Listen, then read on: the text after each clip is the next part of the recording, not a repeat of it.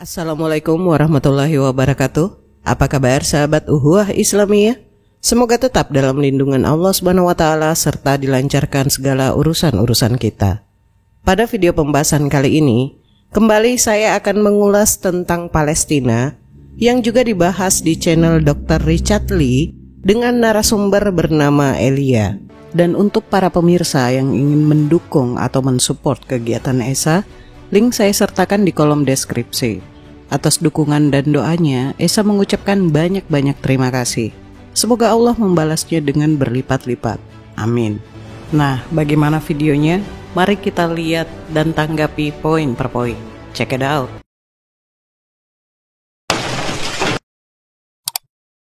Bangsa Israel itu menjadi sebuah bangsa. Itu dikatakan di dalam Alkitab ketika dibawa Musa keluar dari Mesir.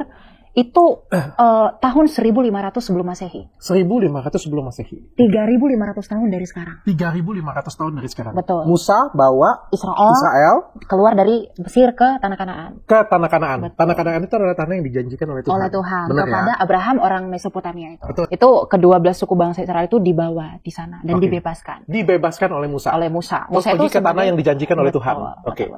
Nah, agak bangga sejarah ini itu tidak hanya dari Alkitab. Kalau kita pengen tahu siapa itu Israel, apa itu Israel, bagaimana itu Israel, tidak, seluruh dunia itu harus kembali ke Alkitab. Karena Alkitab itu sumber satu-satunya yang mengungkapkan siapa itu Israel. Jadi Israel itu adalah nama yang diberikan kepada Yakub. Yakub ini kan anaknya Ishak, cucunya Abraham. Nah, tanah Kanaan itu kan diberikan kepada Abraham. Nah, Israel itu sebagai sebuah bangsa itu sudah dikonfirmasi oleh Musa dalam Torahnya. Bahkan dikonfirmasi oleh catatan di luar Alkitab. Misalnya ada catatan sejarawan kuno itu prasasti Firaun yang bernama Prasasti Merentah. Pada tahun 1200 sebelum Masehi itu mengatakan bahwa bangsa Israel itu sudah ada. Bahkan bangsa Israel itu menjadi sebuah state, sebagai sebuah negara. Itu sudah eksis pada tahun 800 sebelum Masehi dalam Prasasti Moab. Jadi kalau sekarang orang berperang tentang Israel Palestina, Israel itu tidak pernah eksis sebagai sebuah negara, kamu salah. Apalagi mengaitkan dengan agama. Ketika orang berkata bahwa tanah Filistin itu adalah tanah orang Palestina sekarang, itu adalah orang Filistin dulu. Orang Filistin dulu itu sudah diusir ke utara oleh Israel ketika menjajah tanah Kanaan itu. Dan orang Filistin, penduduk asli Kanaan, itu penyembah pagan. Penyembah pagan itu penyembah Dewi Kesuburan. Itu bukan orang Yahudi. Atau mungkin karena dalam hal ini selalu dua pihak, teman-teman Muslim sama Kristen gitu ya. Sama sekali Islam itu belum ada di sana. Karena Islam itu secara resmi itu lahir pada abad ke-7. Di bawah kedatangan Nabi Muhammad sebagai Nabi dalam keyakinan teologi mereka. Nah, jadi kalau dikatakan Palestina sekarang itu adalah Filistin dulu, maka Filistin itu adalah penduduk asli tanah Kanaan. Mereka sudah punah di masa pemerintahan Raja Nebukadnezar kok.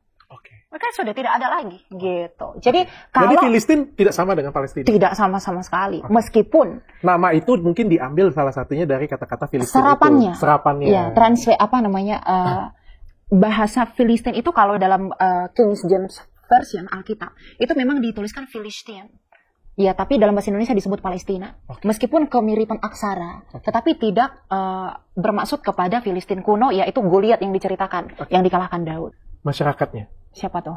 Kan ada yang mengatakan bahwa waktu dibebaskan itu masyarakat Israel bilang takut berperang aja. Tapi tetap ke sana. Karena Tuhan katakan itu tanah yang kujanjikan kepada Abraham. Dan kamu harus ke sana. Dan mereka tetap ke sana. Mereka tetap ke sana dan mereka menang. Tetap ke sana. Itu dibawa oleh Yosua. Dan sebelum Yosua membawa Israel memasuki tanah itu, orang Filistin sudah di sana. Orang Filistin sudah di sana. Nah, pada waktu di sana ribut nggak mereka? Ya, ribut dong, perang. Makanya Filistin diusir ke utara tuh. Jadi Filistin itu sebagai sebuah Filistin itu pernah dimention oleh sejarawan kuno. Namanya itu adalah Herodotus pada tahun 400 sebelum Masehi. Tapi 400 tahun sebelum itu Israel juga sudah disebutkan kan sebagai sebuah negara dalam Prasasti Moab tadi. Bukan kemunculannya pada tahun 400. Nah, ketika Filistin itu sudah dikalahkan, kemudian itu dilanjutkan kepada pembuangan ke Babel, kemudian Israel itu, wilayah itu dikuasai oleh dinasti Makabe. Nah, kemudian ketika dikuasai dinasti Makabe, kemudian berlanjut ke penjajahan Roma. Lahirlah Raja Mesias, yaitu Kristus pada tahun 4 sebelum Masehi. Nah, dia disebut sebagai Yeshua HaNasri Umelech HaYehudim. Yesus Kristus. Yesus orang Nazaret, Raja orang Yahudi. Berarti itu kejadiannya setelah Israel itu sudah dikuasai oleh orang Yahudi ya berarti ya? Israel itu sudah dijajah orang Roma. Orang Roma. Ya. Tapi orang Yahudinya sudah ada di Israel, Ya, sudah terus ada dijajah oleh orang Roma, terus Yesus Kristus lahir di situ. Betul. Wah, orang Yahudi sejak masuknya Yosua bawa Israel, kan Yahudi di situ kan ada Yehuda. Di dalam Israel itu sendiri, semangat orang Israel itu ada disebut kelompok Zelot. Kelompok Zelot ini kalau sekarang itu bisa disebut mirip dengan kelompok Zionisme. Kelompok Zelot ini adalah bagian Farisi. Orang-orang Farisi, bahkan murid Yesus ada bagian Zelot juga, yang memiliki rasa patriotisme dan nasionalisme kepada bangsa Israel yang dahulu yang sedang dijajah Romawi sekarang. Bukan agama. Jadi bukan agama. Motif orang-orang Zelot ini mau mempertahankan tanah mereka. Itu karena semangat mereka. Bahwa tanah ini memang bagi kami. Nah, orang-orang Zelot ini kemudian melakukan pemberontakan kepada Romawi pada saat itu. Dan mereka tidak berhasil. Pada abad pertama, kemudian pada pertengahan abad kedua. Bahkan seorang Rabi Akiba itu menganggap bahwa ada seorang Yahudi bernama Simon Bar Kokhba. Itu dianggap sebagai Mesias. Karena selama 3 tahun mereka berjaya melawan Romawi. Tapi kemudian pada tahun 130-an itu dikalahkan kembali oleh Kaisar Adrianus. Nama Palestina itu dimulai dari si orang ini. Makanya nama Yerusalem itu diubah menjadi Aliyah. Makanya dalam literasi teman-teman muslim itu tidak ada nama Yerusalem. Bahkan dalam perjanjian Umar itu disebutkan Aliyah dari Ilya, Arabisasinya. Nah, Yerusalem ini itu diubah menjadi Aliyah, itu dipersembahkan kepada Aliyah Kapitolina, yaitu Dewa Jupiter tadi. Nah, sejak saat itu orang Israel itu melakukan perenungan sampai kepada abad pertengahan. Bagaimana caranya kami ini mau kembali ke tanah kami gitu. Emang dia ada di mana pada waktu itu? Ya sejak saat itu, sejak tahun 70 kan sudah berdiaspora. Udah dihilangkan musnah juga ya karena dijajah habis-habisan hilang ya kayak gitu. Makanya tersebar di beberapa negara. Setelah melihat kurang lebihnya video penjelasan dari Elia tentang sejarah Palestina, kita cukup senyumin saja. Kenapa saya berkata seperti itu? Dalam uraian penjelasan Pak Bambang maupun Elia ini terlalu kepedean ya menurut saya pribadi. Seperti yang saya sampaikan di video saya sebelumnya, bahwa mereka berdua ini tidak jujur dalam membawa, melihat, dan memahami sejarah. Mereka memangkas sejarah tersebut sesuai kepentingannya dalam hal ini tidak objektif. Pak Bambang menjelaskan langsung histori tentang klaim kepemilikan wilayah Palestina terhadap orang-orang Yahudi. Sedangkan Elia dengan jelas telah menyebutkan akar sejarah, tapi lama-kelamaan mengerucut ke klaim kepemilikan wilayah Palestina, yakni Israel, dalam hal ini Yahudi. Baik, mari kita ulas. Seperti yang saya katakan di video sebelumnya bahwa sebenarnya penguasa pertama wilayah Palestina ini adalah Sam bin Nuh yang merupakan nenek moyang dari Nabi Ibrahim atau Abraham alaihissalam, di mana Allah menjanjikan hal tersebut kepada Nabi Ibrahim. Seperti yang dikatakan oleh Elia bahwa tanah perjanjian itu akan diberikan oleh Tuhan kepada Abraham dan untuk keturunan-keturunannya. Penjelasan Elia ini sudah benar, tetapi akhirnya mengerucut dan menspesifikkan perjanjian tersebut hanya kepada Yahudi saja. Ini kan lucu. Nah, sekarang begini, jika melihat penjelasan Elia maupun Pak Bambang, tentu tidak akan ada habisnya dan tidak akan menemukan titik temu jika saling mengklaim kepemilikan wilayah berdasarkan siapakah duluan yang menempatinya. Karena tanah tersebut adalah tanah yang dijanjikan Tuhan kepada Abraham dan semua keturunan-keturunannya. Kalau ditanya lagi siapa yang duluan, tentu jawaban mentoknya adalah anak dari Nabi Nuh alaihissalam, yakni Sam bin Nuh. Paham ya? Tapi tidak apalah, sekalian kita meluruskan pemahaman dari saudara Elia dalam memahami konteks siapa yang dulu-duluan menempati wilayah Palestina. Sekalian kita belajar sejarah juga. Nah, terlepas dari nama Palestina dan tolak ukur si Elia tentang siapa yang duluan menempati wilayah Palestina tersebut, tentu kita harus objektif menggali lebih dalam akar histori tersebut. Mau itu namanya tanah Kanaan, Filistin, atau Palestina, tentu wilayah ini telah ada sejak dahulu. Dan siapakah penguasa pertama? Nah, dalam hal ini kita harus kesampingkan dulu agama ya. Nabi Nuh alaihissalam memiliki 4 orang anak. Keturunan-keturunan dari Nabi Nuh ini biasa juga disebut dengan tabel bangsa-bangsa atau Table of Nations. Kenapa disebut seperti itu? Karena dari keturunan-keturunan anak-anak Nabi Nuh ini, menyebar ke berbagai tanah dan negeri setelah peristiwa air bah. Berfokus pada kelompok masyarakat utama pada zaman penulisan catatan tersebut. Istilah bangsa-bangsa merupakan terjemahan kata Ibrani goy, istilah Alkitab Ibrani standar yang mengacu kepada sebuah bangsa, yang kemudian pada tahun 400 Masehi pada terjemahan Alkitab bahasa Latin Vulgata ditulis sebagai nationes atau nationibus, selanjutnya menjadi nations dalam bahasa Inggris, tetapi tidak mempunyai konotasi politik yang sama dengan arti kata saat ini. Nah, 4 orang anak Nabi Nuh adalah Sam, Ham, Yafet, dan Yam atau Kan'an. Yam atau Kan'an tidak melahirkan keturunan karena meninggal tenggelam dalam banjir bandang. Jadi kita fokus dengan ketiga anak Nabi Nuh saja ya. Nah, ketiga anak Nabi Nuh ini membentuk 3 ras utama, yaitu Yafet adalah nenek moyang ras Yafetik, Ham adalah nenek moyang ras Hamitik, Sem adalah nenek moyang ras Semit. Nah, yang pertama kita bahas adalah Yafet bin Nuh. Menurut Josephus dalam Antiquities of the Jews, Yafet anak Nuh mempunyai 7 orang anak lelaki. Mulanya mereka menetap di pegunungan Taurus dan Amanus. Kemudian mereka pindah ke Asia hingga ke sungai Tanais atau Don, dan hingga ke Eropa sampai ke Chadis, dan menempati negeri-negeri yang mereka datangi yang sebelumnya tidak berpenghuni. Mereka menamai bangsa-bangsa sesuai dengan nama-nama mereka sendiri. Nah, anak-anak Yafet dan wilayahnya adalah yang pertama Yawan, ini berwilayah di Yunani atau Ionia. Magog, ini berwilayah di Skitia, Asia Tengah, Asia Timur. Yang ketiga Madai, ini berwilayah di Mitani, Manai, Media, Persia, Indo-Arya, Kurdi. Yang berikutnya ada Tubal, nah ini berwilayah di Tabal atau bangsa Baskui. Yang berikutnya ada Tiras, nah ini berwilayah di Traisa, Got, Jud, dan Teuton. Yang berikutnya Mesek, ini berwilayah di Frigia dan Algonkia. Yang berikutnya ada Gomer, ini berwilayah di Skitia, Turkik, Wales, Pik, Balkan, Eropa Tengah, Skandinavia, Latvia, Lituania, Estonia, Eropa Barat, Eropa Selatan, dan Eropa Timur, termasuk Jerman ya, Eropa Barat. Anak berikutnya dari Nabi Nuh yakni Ham bin Nuh.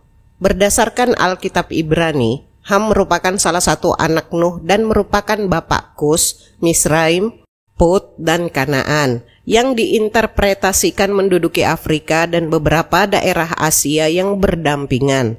Alkitab merujuk Mesir sebagai tanah Ham dalam Mazmur 78 pasal 51, Mazmur 105 pasal 23 dan 27, Mazmur 106 pasal 22 dan 1 Tawarik 4 pasal 40. Sejak abad ke-17, sejumlah usulan telah dibuat yang menghubungkan nama Ham dengan kata Ibrani untuk terbakar, hitam atau panas, juga dengan kata Mesir untuk budak atau kata Mesir KMT untuk Mesir. Sebuah tinjauan oleh David Goldenberg, The Curse of Ham, Race and Slavery in Early Judaism, Christianity, and Islam. Atau dalam Alkitab ada yang namanya kutukan Ham, ras dan perbudakan pada awal Yudaisme, kekristenan, dan Islam. Menyatakan bahwa Goldenberg membantah dengan persuasif bahwa nama Alkitabiah Ham tidak berhubungan dengan gagasan kehitaman kulit dan sampai sekarang ia merupakan etimologi yang tidak diketahui. Nah, saya singkat saja ya, nanti mengingat durasi kepanjangan. Oke, anak berikutnya adalah Sam bin Nuh. Sam bin Nuh adalah leluhur beberapa bangsa di Timur Tengah. Ia adalah nenek moyang Elam, Asyur, Arpaksad atau Arpaksad, menurut Josephus Kasdim yang kemudian menurunkan bahasa Ibrani dan Arab, Lut atau Lydia, dan Aram atau Suriah. Nah, dari jalur Sam bin Nuh ini jugalah Nabi Ibrahim alaihissalam lahir.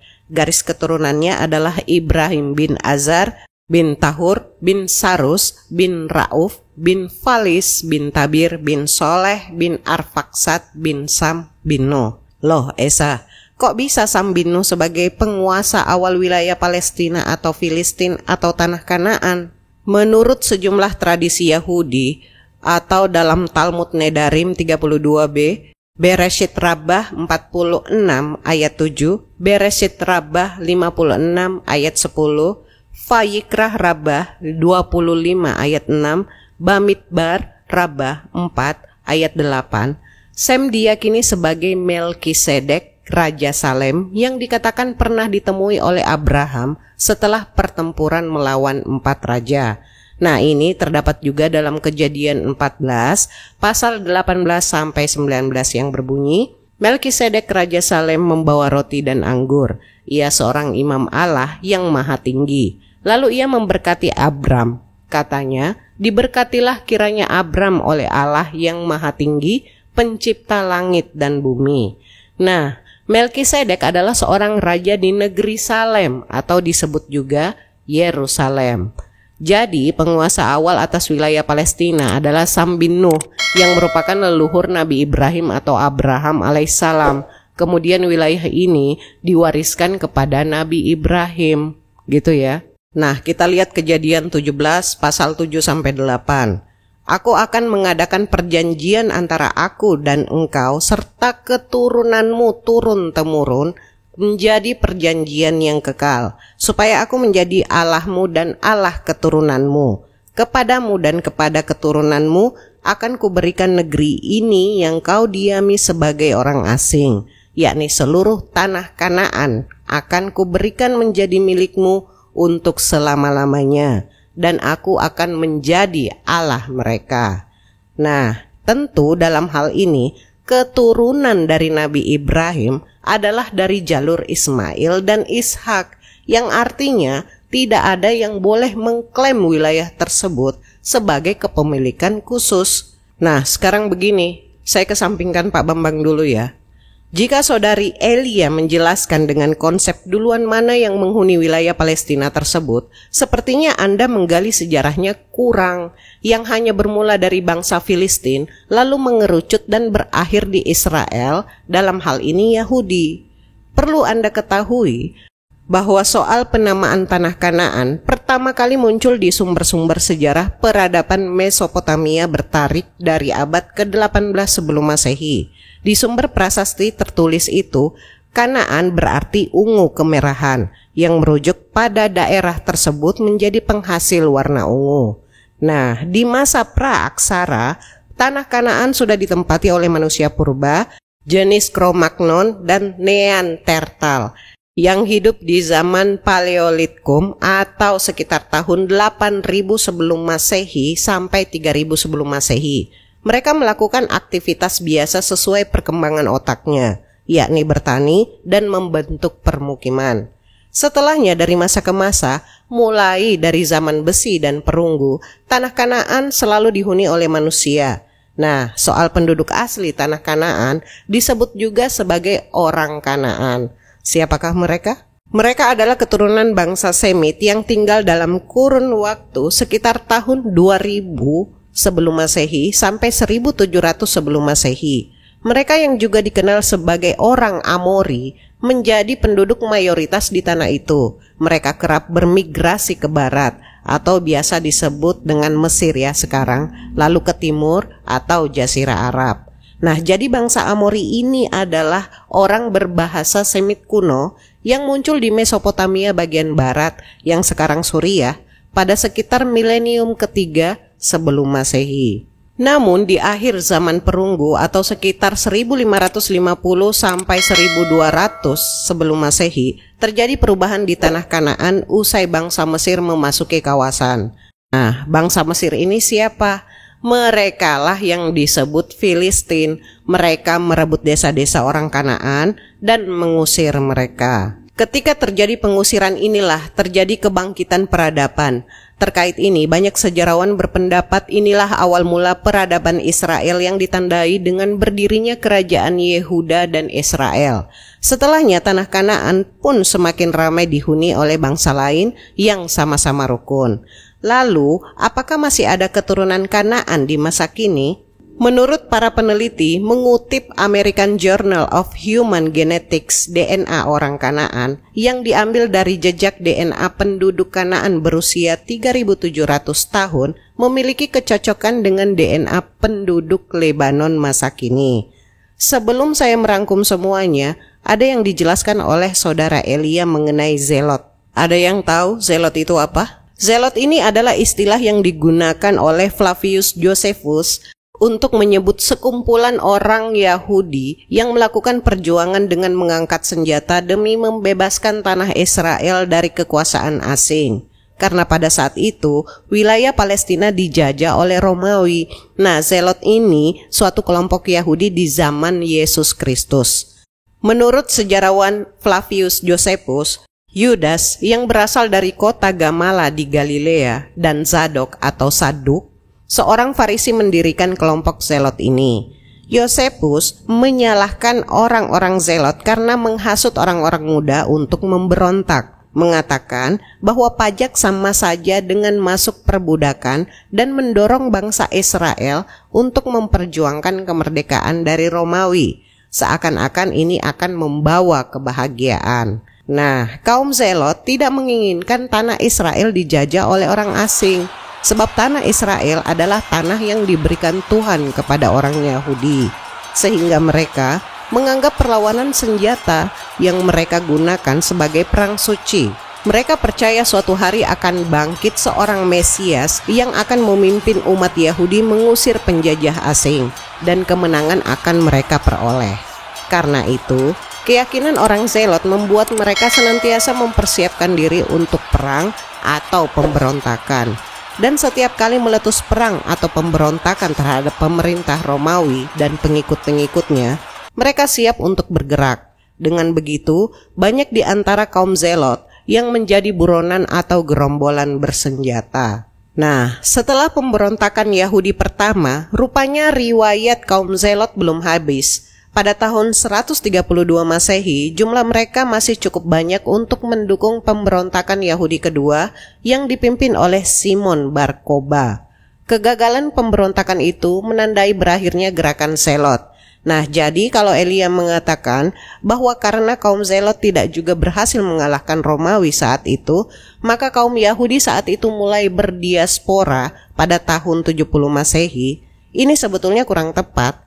Karena sebetulnya diaspora Yahudi, diaspora ini penyebaran ya.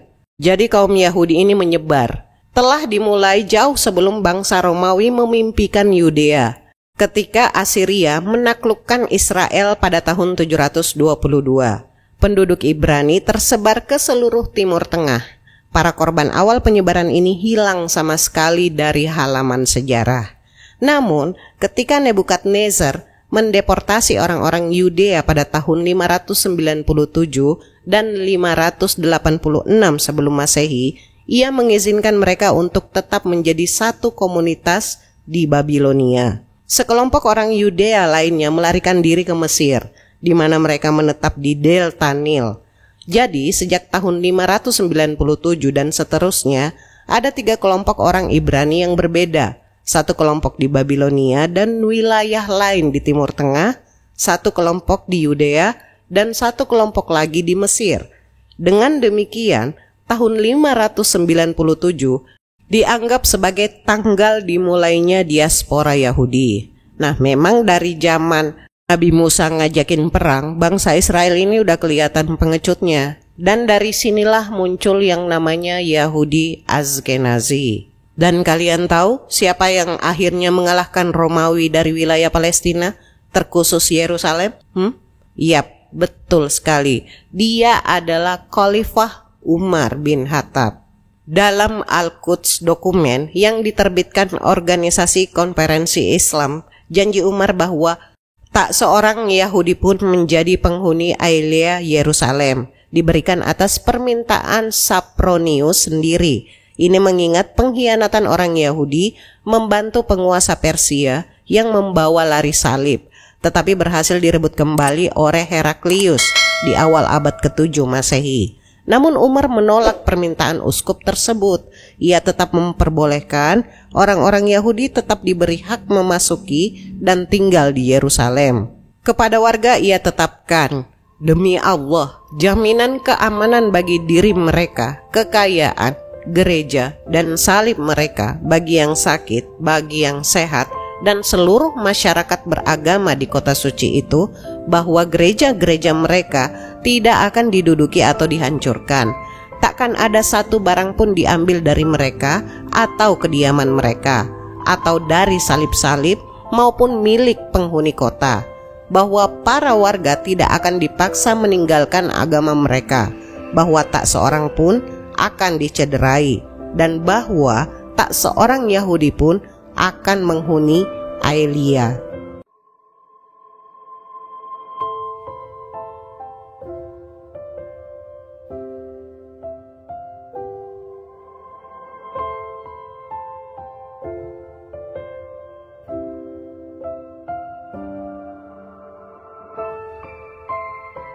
Ada yang masih ingat Aelia? Nah, jadi Aelia Capitolina adalah koloni Romawi yang didirikan pada masa kunjungan Kaisar Hadrian ke Yudea pada tahun 129 atau 130 Masehi, berpusat di sekitar Yerusalem yang hampir seluruhnya dihancurkan setelah pengepungan tahun 70 Masehi.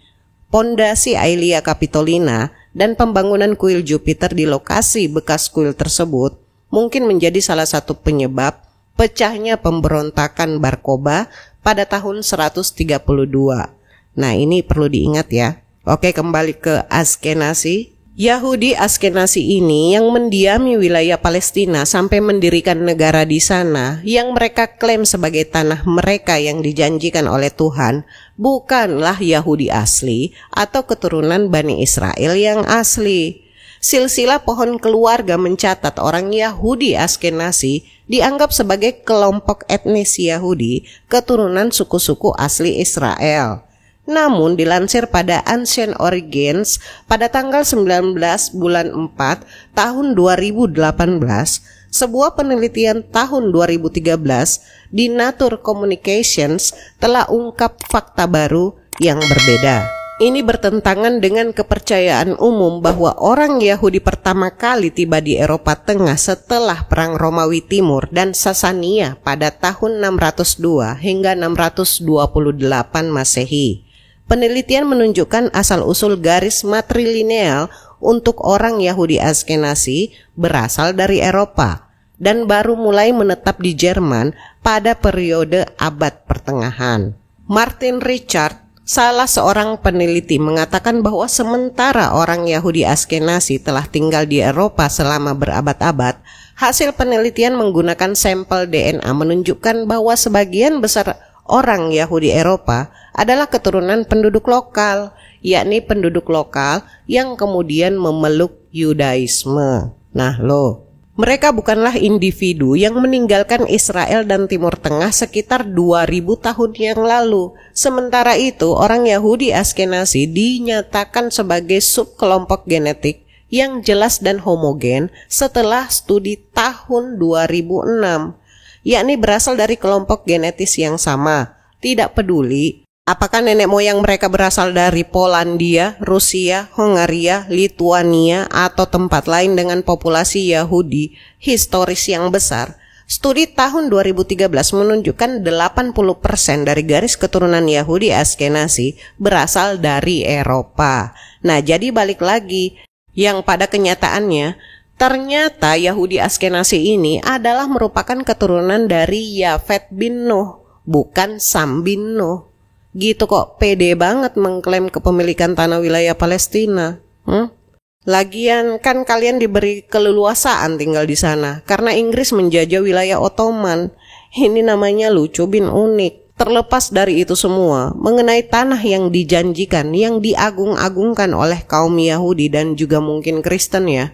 Walaupun kita bertanya, ada kepentingan apa Kristen terhadap sengketa ini? Yesus jelas-jelas orang Yahudi, ngikut ajaran Taurat Nabi Musa. Pengikut Yesus ini aneh, sudah bukan orang Yahudi, kagak mengimani Taurat secara utuh, PL hanya jadi pajangan saja, diambil sesuka hati. ngaku pengikut Yesus, tapi milih condong ngikutin ajaran Paulus. Asal umat Kristen tahu ya, Yahudi itu sangat membenci Kristen secara mereka tidak mengakui Yesus sebagai anak Tuhan. Bahkan umat Kristen disebut avodah zarah. Terus kepentingan kalian itu apa? Oke, lanjut ke tanah perjanjian lagi. Janji eksplisit pertama kepada Abraham adalah di Sikem yang dijelaskan dalam Kejadian 12 pasal 7. Kepada benihmu aku akan memberikan tanah ini. Juga Kejadian 13 pasal 15 ketika Abraham berdiri di atas bukit dekat Betel. Untuk seluruh negeri yang engkau lihat akan kuberikan kepadamu dan kepada benihmu untuk selama-lamanya. Nah, kata-kata dalam pasal 15 dan 18 lebih jelas. Kepada benihmu aku berikan negeri ini, mulai dari sungai Mesir sampai sungai besar, sungai Efrat. Kata-kata yang digunakan adalah keturunanmu, dan ini pasti tidak hanya mencakup orang-orang Yahudi, tetapi juga Muslim yang merupakan keturunan Abraham. Tidak dapat dibantah dari perkataan dalam Kejadian 21 pasal 10 sampai 12 bahwa janji-janji yang diberikan kepada keturunan Abraham yang lain itu batal karena diakhiri dalam ayat 13. Dan juga dari anak perempuan hamba perempuan itu akan kubuat suatu bangsa, karena dialah benihmu. Oleh karena itu, meskipun bangsa Israel menyebut diri mereka sebagai benih Abraham, keturunan Ismail mempunyai hak untuk menyebut diri mereka sebagai benihnya juga. Terlebih lagi, pada perjanjian sunat yang dibuat dengan Abraham pada Kejadian 17, ketika Kanaan dijanjikan kepadanya, Ismail lah yang menjalaninya. Ishak belum lahir pada saat itu. Paham gak? Oleh karena itu, janji Tuhan harus mencakup semua keturunan Ismail, dan meskipun dipersempit pada zaman Ishak dan Yakub, janji ini tidak mengecualikan saudara-saudara Arab mereka. Diketahui bahwa banyak orang Arab yang menemani Yosua ke Palestina. Selain itu, keberhasilan Musa setidaknya sebagian disebabkan oleh kebaikan dan keramah-tamahan Yitre, ayah mertua Musa dari Midian, yang tentu saja adalah orang Arab. Jadi Yitro ini adalah imam di Midian dan juga menjadi mertua Musa setelah ia memberikan putrinya Zipora sebagai istri Musa. Hal ini dikisahkan dalam kitab Keluaran 2, terutama di Keluaran 2 pasal 18. Nah, jadi Yitro dicatat hidup di Midian, wilayah yang membentang di tepi timur Teluk Akaba, sekarang di sebelah barat laut Saudi Arabia. Ada yang menganggap Midian terletak di semenanjung Sinai. Kalau dalam Islam, Yitro ini digambarkan sebagai Nabi Su'aib alaihissalam ya. Nah, saya pernah juga bahas ini. Nah, terus apa yang dijanjikan?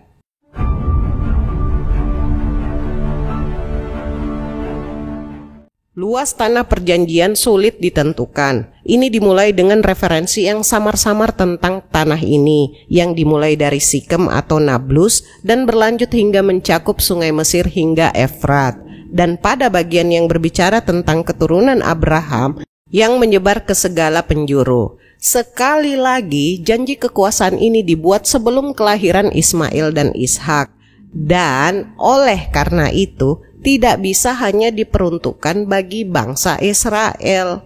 Selain itu, kecuali untuk jangka waktu yang singkat, wilayah tersebut selalu menjadi milik orang Arab. Paham? Terlebih lagi, ketika Musa mengatakan kepada umatnya bahwa Tuhan telah memerintahkan agar mereka pergi dan menduduki tanah dari Mediterania hingga Efrat dan Negeb hingga Lebanon, mereka tidak dapat melaksanakan instruksi ini. Menurut kitab Ulangan, mereka tidak dapat menduduki daratan pesisir dari bangsa Filistin maupun pelabuhan atau daerah pedalaman dari bangsa Fenisia.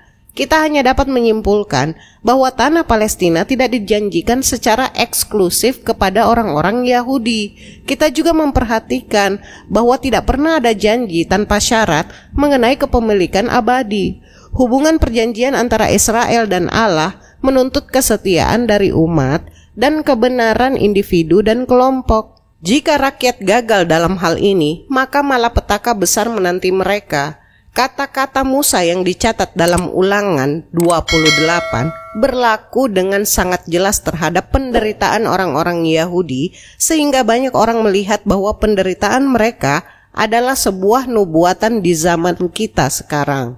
Nah, pasal 15 berbunyi, tetapi akan terjadi jika kamu tidak mau mendengarkan suara Tuhan Allahmu dan dengan tekun melakukan segala perintahnya dan patung-patungnya yang kuperintahkan kepadamu pada hari ini, maka segala kutuk itu akan menimpamu, kepadamu dan menyusulmu. Dan pasal 64 dan 65 berbunyi, dan Tuhan akan mencerai-beraikan kamu di antara seluruh bangsa, dari ujung bumi yang satu sampai yang lain. Dan di sana kamu akan beribadah kepada allah-allah lain yang tidak dikenal baik oleh kamu maupun oleh nenek moyangmu, baik kayu maupun batu. Dan di antara bangsa-bangsa ini, kamu tidak akan mendapat kemudahan dan telapak kakimu tidak akan mendapat istirahat. Tetapi Tuhan akan memberikan kepadamu hati yang gemetar, mata yang lemah, dan kesedihan pikiran. Nah, dengan demikian jelaslah bahwa janji-janji Tuhan kepada para leluhur telah dibatalkan karena kemurtadan nasional orang-orang Yahudi. Ketika pembuangan di Asyur menghilangkan penduduk Samaria dan pembuangan di Babilonia menghilangkan penduduk Yudea. Para nabi sebenarnya melihat bencana-bencana ini sebagai pembenaran keadilan ilahi terhadap orang-orang yang tidak taat dan suka membantah. Nah, terlebih lagi janji itu tidak untuk selamanya. Meskipun nubuatan perjanjian lama terus mengalami distorsi, nubuatan tentang kedatangan kembali telah digenapi. Orang-orang Yahudi kembali ke Yudea dan membangun kembali tembok Yerusalem dan bait suci. Dan setelah nasib mereka berfluktuasi, mereka mendapatkan kemerdekaan politik dan ekspansi di bawah pemerintahan Makabe. Dalam literatur kanonik perjanjian lama, tidak ada nubuatan mengenai kedatangan kembali yang kedua. Nah, saya rasa cukup ya. Ini pun saya sudah berusaha untuk menjelaskan secara singkat. Dan quote untuk kali ini adalah, jika kata paranormal, orang yang sering kesurupan adalah orang yang pikirannya kosong, maka kafir bodoh tentu sering kesurupan, karena otak mereka kan kosong. Akhirul kalam, semoga ada hikmah dan pembelajaran yang bisa kita petik. Kurang lebihnya mohon dimaafkan. Akhir kata, Maha benar Allah dengan segala firman-Nya. Allahumma salli ala Sayyidina Muhammad. Wassalamualaikum warahmatullahi wabarakatuh.